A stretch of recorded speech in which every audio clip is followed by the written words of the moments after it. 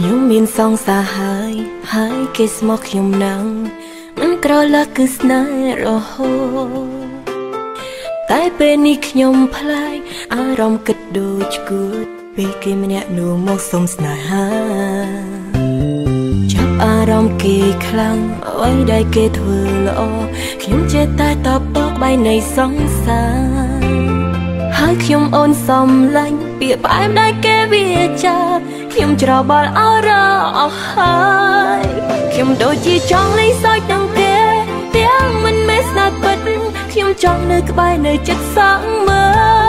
លចង់ហៅគេបងសំឡាញ់តែចិត្តដូចនៅផ្អើលព្រោះខ្ញុំមិនធ្លាប់ក្បត់ចិត្តសងសារខ្ញុំដូចជាចង់លេងសើចនឹងគេចង់ស្នេហ៍គេខ្លាំងណាស់ហើយដឹងពីអ្នកមិនប្រាប់អ្នកណាចង់បំពេញបំណងខ្លួនឯងលាក់បាំងផ្នែកសងសារទោះដឹងថាក្តីស្នេហានេះមិនស័ក្តិសមតែចិត្តចង់ធ្វើ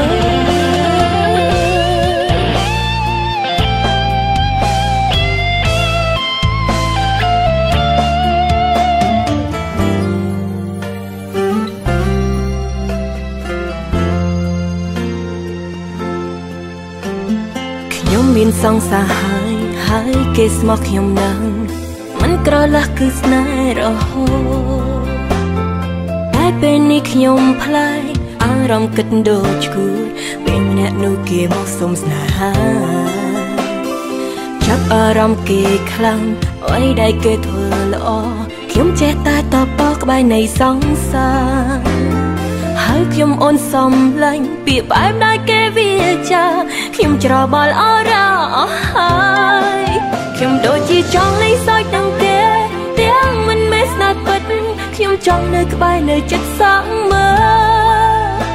ចង់ហៅគេបងសំឡាញ់តែចិត្តដូចនៅផ្អើលព្រោះខ្ញុំមិនធ្លាប់ក្បត់ចិត្តសងសារ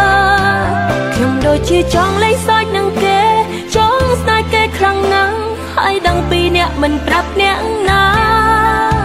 ចង់បំពេញបំណងខ្លួនឯងលាក់បាំងផ្នែកសងសារទោះដឹងថាក្តីស្នេហានេះមិនស័ក្តិសម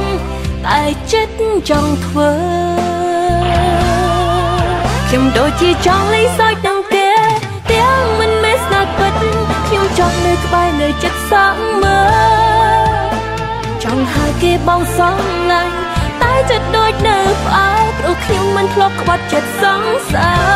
រខ្ញុំដូចជាចង់លេងសើចនឹងគេចង់ស្នេហ៍គេខ្លាំងណាស់ហើយដឹងពីអ្នកមិនប្រាប់អ្នកណាចង់បំពេញបំណងខ្លួនឯងលាក់បាំងផ្នែកសងសារទោះដឹងថាក្តីស្នេហានេះមិនស័ក្តិសមតែចិត្តចង់ធ្វើ